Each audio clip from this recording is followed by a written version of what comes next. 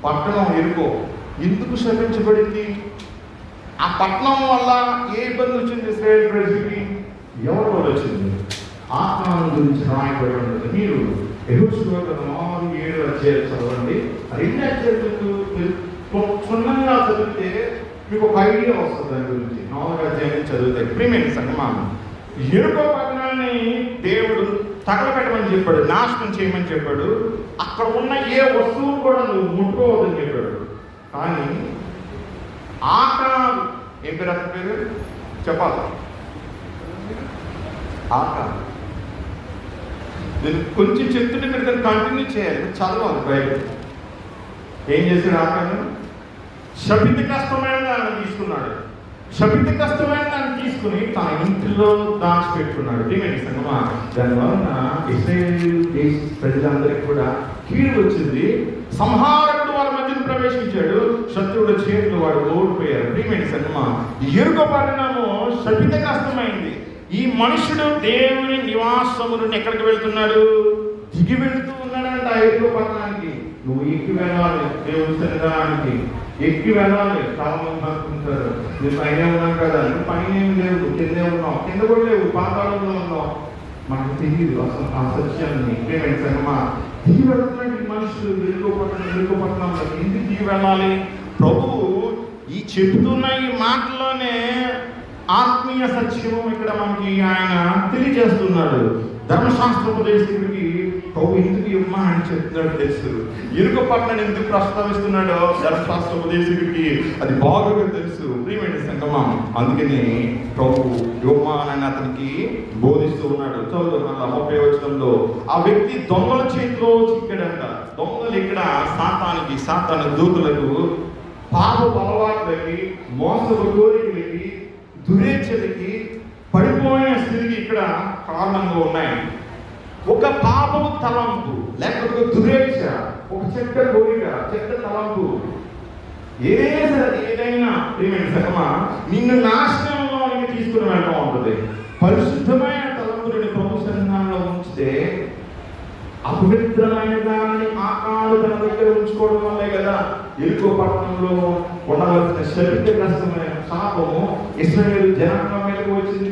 ప్రియమైన సంగమా, ఎప్పుడైతే నీ గృహంలోనికి, నీ జీవితంలోనికి శపితగ్రస్తమైన దానిని నువ్వు తీసుకొస్తావో దాని వలన కలిగే శాపం అంట ఇల్లందరికీ కూడా ఉంటుందంట. ద్వితీయోపదేశకాండ గ్రంథాన్ని మనం చదువుతుంటే 7వ అధ్యాయంలో మనకు దాన్ని కూర్చున్న ప్రస్తావన తండ్రి దేవుడు మనకి ఇక్కడ వ్రాయిస్తూ ఉన్నాడు. ద్వితీయోపదేశకాండము 7వ అధ్యాయము 25వ వచనం, వారి దేవతల ప్రతిమలను మీరు అగ్ని చేత కాల్చివేయవలను, వాటి మీద వెండి బంగారములను అపేక్షింపకూడదు, నీవు దాని వలన చిక్కుపడదువేమో కనుక దానిని తీసుకొనకూడదు. ఏలయనగా అది నీ దేవుడిని యెహోవాకు హేయము, దాని వలె నీవు శాపగ్రస్తుడు కాకున్నట్లు నీవు హేయమైన దానిని ఇంటికి తేకూడదు. అది శాపగ్రస్తమే కనుక దాని పూర్తిగా రోజు దాని ఎందుకు పూర్తిగా.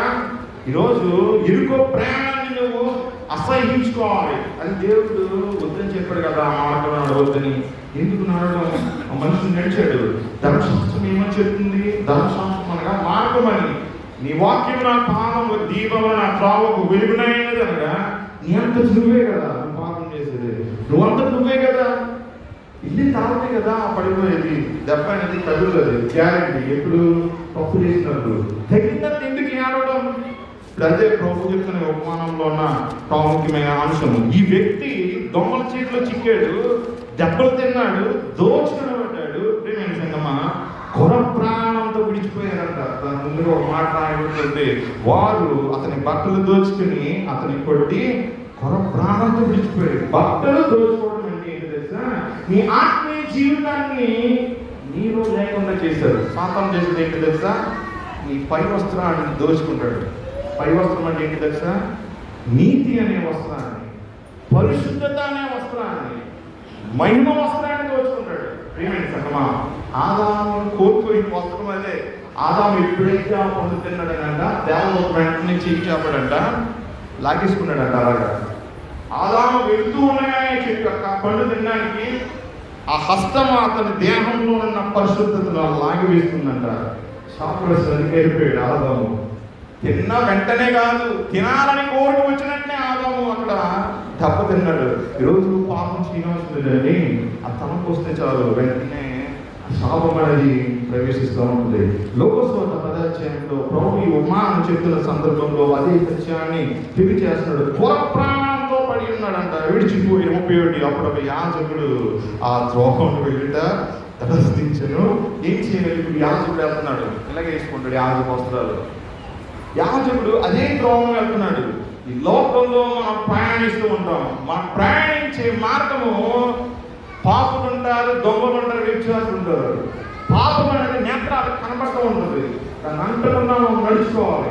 యాజకుడు పరిశుద్ధుడు కాబట్టి వెళ్ళాడు అక్కడికి. ఆ త్రోవను వెళుతూ ఉన్నాడు, మురికి అంటించుకునే లేదు. అప్పుడు యాజకుడు ఆ త్రోవను వెళ్ళి తటస్థించను. అతడు అతన్ని చూచి ప్రక్కగా పోయాను. వాక్యం ఏమని చెప్తుందంటే, యాజకుడు అంట తన తల్లి కానీ తండ్రి కానీ చనిపోయిన సరే అక్కడికి వెళ్ళకూడదంట, ముట్టుకోకూడదు. దేవుడికి ప్రతిష్ఠిత యాజకుడు. ఒక విధంగా యాజకుడు చేసింది ఇక్కడ కరెక్టే, ప్రేమైన సంగమా. తర్వాత మనం చూద్దాము తర్వాత వచ్చినంలో ఆ అవునని లేవీడు ఆ చోటికి వచ్చి చూచి ప్రక్కగా పోయాను. దేవుడు కూడా యాజకుడు లేవీడు ఒకే గోత్రికి కదా, దశోభాగం తీసుకుని కూడా లేవీడు ప్రజలను ఆశీర్వదించేవారు. దేవుడు హెల్ప్ చేయొచ్చు కదా, లేవీడు కూడా వస్త్రాన్ని ధరిస్తాడు, లేవి వస్త్రాన్ని. ఇద్దరు కూడా దేవునికి సేవకులే కదా, ఎందుకు వెళ్ళలేదు తెలుసా? పరిశుద్ధతను కాపాడుకోవాలి. పాపం అది హేయమైన స్థితి. నాకెందుకు, నా దేవుడికి నేను దూరం అయిపోతాననే తలంపు వాళ్ళలో ఉండొచ్చు. ఉంది కాబట్టి వాళ్ళు వెళ్ళిపోయారు. నెగిటివ్గా మనం ప్రతిదాన్ని కూడా మనము తీసుకోవడానికి లేదు. అయితే ప్రభు ఇక్కడ ఇద్దరినే చూపిస్తూ ఉన్నాడు. వేరే కామన్ మ్యాన్ చూపించడం లేదు, వేరే గోత్రికుని చూపించడం లేదు, వేరే దేశస్తుని చూపించడం లేదు. ప్రియమైన సంగమా, ధర్మశాస్త్రాన్ని బోధించేవాడిని, యాజకత్వాన్ని బోధించేసేవాడిని మాత్రమే ఇక్కడ ప్రభు చూపిస్తూ ఉన్నాడు. లేవీడు కూడా వెళ్ళిపోయాడంట. 33వ వచనం చూద్దాం. అయితే ఒక సమరయుడు ప్రయాణమైపోవచ్చు. సమరయుడు ఎవరనంటే, ఇశ్రాయేలు ఎలా ఉంటుందంటే గలిలయ, సమరయ, యోదయ ప్రాంతం, ఆ మధ్య ప్రాంతం సమరయ అంటే షోమ్రోన్ అన్నతను. ఈ షోమ్రోన్ని ఆధారం చేసుకుని ఇశ్రాయేలు రాజులు ఇశ్రాయేల్ దేశాన్ని పరిపాలించారు. యెరూషలేమును ఆధారం చేసుకుని యూదా రాజులు యూదా రాజ్యాన్ని పరిపాలించారు. షోమ్రోనులో అన్ని దేవతలను పూజించేవారు. ఎవరు? దేవుని ప్రజలే. పరిశుద్ధ సంతతిగా ఉండవలసిన వారు అన్ని జనాలంతా కలిసిపోయారు. అందుకే యూదులు వారిని ఇష్టపడరు. ప్రియమైన సంగమా, ఇక్కడ మనం గమనిస్తే లోకాసు సువార్త 10వ అధ్యాయాన్ని మనం చదువుకుంటే సమరయుని అక్కడ చూపిస్తూ ఉన్నాడు. గుడ్ సమార్యన్ అనే శబ్దం మనం వింటాం కదా, గుడ్ సమార్యన్, మంచి సమరయుడు. ఎప్పుడైనా వార్తలు వస్తూ ఉంటారని ప్రియమైన సంగమా, ఈ పేరే అవుతుంది. ఆ సమరయుడు ఏమని చెప్తున్నాడు ప్రభు? అయితే ఒక సమరయుడు ప్రయాణమైపోవచ్చు. ఇతను కూడా ప్రయాణం వెళ్తున్నాడు. ఆ లోకం అనే ఊరికి ఇతరులో లేదు, ప్రయాణమైపోవచ్చు. ఏం చేస్తూ ఉన్నాడంట? అతడు పడిన చోటుకి వచ్చి, ఎవరు? ఒక మనుషుడు. అతను యూదులో తెలియదు, సమరయుడో తెలియదు, గలిలయుడో తెలియదు, ఒక మనుషుడు. ప్రియమైన సంగమా, ఆ మనుషుడు పడి ఉన్న చోటుకి వచ్చి 34 అతన్ని చూచి అతని మీద జాలిపడ్డాడు. అతన్ని చూచి అతను జాలిపడ్డాడు. ప్రియమైన సంగమా, జాలి పడాలంటే అతన్ని చూసి అందరూ వదిలిపెట్టి వెళ్ళిపోయారే. ఇతనికి ఏడు పని కొన్ని సందర్భాలు మానవుడు అంటే అందరూ వదిలేసిన మనం సహాయం చేస్తూ ఉంటాం, దేవుడు పెట్టాం కాబట్టి. అదే మనకి తిరిగి ఆ నెత్తి మీద మనం కొట్టుకుంటున్నట్టు అవసరం ఉంటుంది. ప్రియమైన సంగమా, ఇక్కడ మనం జ్ఞాపకం చేసుకుంటే 34వ వచనంలో అతనిని చూచి అతని మీద జాలిపడి దగ్గరికి పోయి ఏం చేస్తున్నాడు చూద్దాం. నూనెయు ద్రాక్షరసము పోసుడంట. నూనె పరిశుద్ధాత్మకు సాదృశ్యంగా ఉంటే ద్రాక్షారసము యేసు క్రీస్తు రక్తములకు సాదృశ్యంగా ఉంది. అతని గాయములను కట్టి తన వాహనం మీద ఎక్కించి ఒక పూట కోలవానింటికి తీసుకుని పోయి అతని పరామర్శించాడు. గాయాన్ని కట్టాడంట. గాయాన్ని కట్టారు. పరిచర్య అంటే అలా ఉండదు తెలుసా? గాయాన్ని కట్టేగా ఉండాలి. గాయాన్ని విప్పేది కాదు, గాయాన్ని కట్టేగా ఉండాలి పరిచర్య అంటే. సమరయుడు అక్కడ పరిచర్య చేస్తూ ఉన్నాడు. యాజకుడు లేవీడు చేయవలసిన పరిచర్యని సమరయుడు చేస్తూ ఉన్నాడు. ప్రభు ఉపమానం అది చెప్తూ ఉన్నాడు. వాళ్ళిద్దరు దేవుని సేవకులు పట్టించుకోకుండా వెళ్ళిపోయారు నిర్లక్ష్యంగా. ఒక సమరయుడు ఆ పరిచర్ని అక్కడ జరిగిస్తూ ఉన్నాడు. దగ్గరికి పోయాడు, దేవుని ఆత్మతో ప్రార్థిస్తూ ఉన్నాడు, క్రీస్తు రక్తంతో అతను కడుగుతూ ఉన్నాడు. ప్రియమైన కనుమ, ఈ సమరయుడు యేసు ప్రభువుకి సాదృశ్యంగా ఉన్నాడు. చెప్పాలంటే ప్రభువేమో ఆ సమరయుడు మన చెప్పలేం. ప్రియమైన సంగమా, ఇక్కడ మనం గమనిస్తే ఇక్కడ ఏం చెప్తాడు ప్రభు? నూనె పోస్తాడు, ద్రాక్ష రసం పోస్తాడు, గాయాలు కట్టాడు, వాహనం మీద ఎక్కించాడంట. వాహనం ఏంటో తెలుసా? రక్షణ బండి అది, సువార్త అనే వాహనం. అది ఎక్కించి ఒక పూటకోళ్ళ వాడిని తీసుకుని పోయాడంట. పూటకోళ్ళ వాడిని ఇల్లంటే ఏది కాదు, మనం కూర్చున్నదే దేవుడి సంఘం, దేవుడి మందిరం. ఈరోజు పాపి అయిన ప్రతి వాడు కూడా క్రీస్తు రక్తంలో కడిగబడి ఆత్మ నింపబడి పూటకోళ్ళ వాడి ఇంట్లో ఉంటూ ఉన్నారు. ఇక్కడ ఈరోజు పూటకోళ్ళ వాడు ఎవరో తెలుసా? ధర్మశాస్త్రోపదేశకుడు, వాక్యాన్ని బోధించేవాడు. పూటకోళ్ళ వాడి ఇంటికి తీసుకొచ్చి అప్పచెప్తూ ఉన్నాడంట. ప్రియమైన సినిమా, ఇక్కడ మనం చూద్దాం ప్రభు ఏం చెప్తాడు. ఒక పూటకోళ్ళ వాడి ఇంటికి తీసుకుని పోయి పరామర్శించను, కేర్ తీసుకున్నాడు. మన పంజాబ్లో వరదలు ఉన్నాయండి, ఇప్పటికీ జరుగుతున్నాయి కదా వరదలు. ఎవరు అట్లేదు, క్రైస్తవ సంఘాలు మాత్రమే వరదల్లో ఉన్న వారికి సహాయం చేస్తూ ఉన్నాయి. అక్కడ క్రైస్తవ సంఘంలో ఉన్న వారు మాత్రమే వారికి ఆహారాన్ని సప్లై చేస్తూ ఉన్నారు. 100 కోట్ల మంది ఉన్నారు కదా భారతదేశంలో. ఎందుకు సహాయం సరే ఒక ఎందుకు ఆ వరద ప్రవాహం ఉన్న బాధితుల చుట్టూ వెళ్ళలేకపోతున్నారు? సమరయులు మాత్రమే వెళ్ళగలుగుతారు. ఎవరు చేసేవారు? క్రైస్తవులు. ప్రియమైన సన్మా, ఇక్కడ మనం గమనిస్తే 35 వచనంలో మరునాడు అతడు సమరయుడు 2 ధ్యానాలను తీసాడంట. 2 ధ్యానాలు, ఒకటి పాత నిబంధనకి, ఒకటి క్రొత్త నిబంధనకి సాదృశ్యంగా ఉంది. పాత నిబంధన ఏంటి? మనం చదువుకున్నాం, నిబంధన అతిక్రమిస్తే ఖచ్చితంగా శిక్ష ఉంటుంది. శిక్ష కాలంలో మారు మనసు పొంది యేసు దగ్గరికి వస్తే 2వ నిబంధనలో నువ్వు ప్రవేశిస్తావు. అదే నిబంధన. నువ్వు పాపం చేసినంత వరకే పరిశుద్ధులుగా ఉంటావు. అప్పుడు వరకు నువ్వు మొదటి నిబంధన కాలంలో సంరక్షణలో ఉంటావు. పాపం చేసిన తర్వాత ఫలితం అనుభవించాలి. కానీ సిలువ అనే 2వ నిబంధన అనుకుంది. ఆ సిలువ నిబంధనలో ప్రవేశించిన వారు మాత్రమే ఆలయంలోనికి ప్రవేశించగలుగుతూ ఉంటారు. 2 ధ్యానాలు ఇస్తున్నాడు. 2 రోజులు శాలరీ అది. కొన్ని రోజుల వరకు అతనికి పరిచయం చేయడానికి సరిపోతాయి. ఇప్పుడు 2 ధ్యానాలు ఇస్తూ ఉన్నాడు. 2 ధ్యానాల నుంచి ఏమంటూ ఉన్నాడంట? ప్రేమించ సంగమా, ఏమన్నాడు చూద్దాం. నీవు ఇంకేమైనా ఖర్చు చేసిన ఎడలా, నేను మరలా వచ్చినప్పుడు అతనికి తీర్చేదనని అతనితో చెప్పిపోయాను. మరలా వస్తున్నాడు అన్నాడు. ఆయన ప్రభు ఆరోహణమై వస్తున్నాడు. దుర్మార్గం మనం తెలుసుకున్న సత్యం ఏంటో తెలుసా? పాపి రక్షించబడి ఆయనలోనికి రావాలి. వచ్చిన తర్వాత అతన్ని సంరక్షించవలసిన బాధ్యత ఎవరిది? ధర్మశాస్త్రోపదేశకుడిదే. ఆత్మను కాయవలసిన బాధ్యత, పరామర్శించవలసిన బాధ్యత బోధకుడిదే, కాపరిదే. నేను మరలా వస్తానంటున్నాడు. అంతవరకు నువ్వు వెళ్ళి కాయము అంటూ ఉన్నాడు. ప్రియమైన సంగమా, ఇక్కడ మనం గమనిస్తే నీకు మరలా వచ్చినప్పుడు అది నీకు తీర్చేదని అతనితో చెప్పి పోయాడు. ఇంకా రాలేదు, ఆయన వస్తాడు. మేఘ మండలంలో వస్తాడు ఆయన. ప్రియమైన 36వ వచనంలో ప్రభు ఇప్పుడు ఆ ధర్మశాస్త్రోపదేశకుడు చూసి మాట అన్నాడు. కాగా దొంగల చేతిలో చిక్కిన వారికి ఈ ముగ్గురులో ఎవడు పొరుగువాడని నీకు తోచుచున్నది అనేసి అడుగుతున్నాడు కదా. ఎవరు పొరుగువాడండి? యాజకుడు వేషధారంతో ఇక్కడికి వచ్చి మనం చెప్పలేము. తన పరిశుద్ధతను కాపాడుకుంటూ ఉన్నాడు. సుందర్ సింగ్ గారిని మోసం చేసినటువంటి 2 వ్యక్తులు అక్కడ ఉన్నారేమో తెలియదు. అది కూడా మనం చూసుకోవాలి. అందుకని యాజకుడు లేడు. ఇక్కడ మనం జ్ఞాపకం చేసుకుంటే ఈ భాగంలో రాయబడుతున్న సత్యం ఏంటంటే ప్రభు ఎవరు ఈ ముగ్గురులో అతనికి పొరుగువాడు నీకు తోచుచున్నది అనగా ఆ వ్యక్తి అంటున్నాడు అతడు అతని మీద జాలిపడిన వాడే. ఈరోజు ఎవరన్నా నీ మీద జాలిపడ్డారా? నేను వెళ్ళేసరికి నువ్వు నాకు వద్దని అన్నారా? ఎవరన్నా అటువంటి వాళ్ళ మీద నువ్వు జాలిపడ్డావా? జాలిపడ్డావు ఎప్పుడైనా? గుడ్డు మీద చెప్పాలి. ప్రియమైన సంగమా, ఇక్కడ మనం గమనిద్దాం. ప్రభు ఏమన్నాడు తెలుసా? 37వ వచనంలో అందుకు యేసు నీవు వెళ్ళి అలాగే చేయవు. ఉదయకాలంలో ప్రభు అది చెప్తున్నాడు. నువ్వు కూడా వెళ్ళి అలా చెయ్యి. వాకింగ్ చేస్తే సరిపోదు, వాకింగ్ చేస్తే సరిపోదు, వాకింగ్ అన్నాడు. బాగుంది, కనికరం చూపాలి. అందుకే కొన్నిసార్లు నేను ఎవరైనా చేయొద్దని నేను చేస్తాను. ఎందుకు తెలుసా? That is my duty. అది నా రెస్పాన్సిబిలిటీ. చేయొద్దని నేను చేస్తాను. ఎందుకంటే దట్ ఈస్ మై రెస్పాన్సిబిలిటీ. నాకు కాడి నా మీద కనపడింది కాబట్టి నువ్వు ఇష్టపడకపోయినా నేను చేస్తాను. ఏమైనా గౌరీ కాలంలో ప్రభు మనకి తెలియజేస్తున్న సత్యం ఏంటో తెలుసా? వేషధారణలో ఉండదు అంటున్నాడు. ధర్మశాస్త్రం నాకు తెలిసిన పొంగిపోద్దు అంటున్నాడు. ఆ ధర్మశాస్త్రోపదేశకుడితో నీతో నాతో కూడా అదే చెప్తున్నాడు, వేషధారి అంటున్నాడు మనల్ని. వేసికైనా పరలోకంలో స్థానం ఉంటుంది అంతగాని వేషధారికి స్థానం ఉంటుందంట. ఆ మాట మనం నమ్మకుండా మనం చూసుకోవాలి. కోరుతున్న దానిలో తగ్గించుకుందాం. ఆ వ్యక్తి సిగ్గుపడ్డాడు, ధర్మశాస్త్రోపదేశకుడు సిగ్గుపడ్డాడు ప్రభు దగ్గర, సిగ్గుపడి వెళ్ళిపోతూ ఉన్నాడు.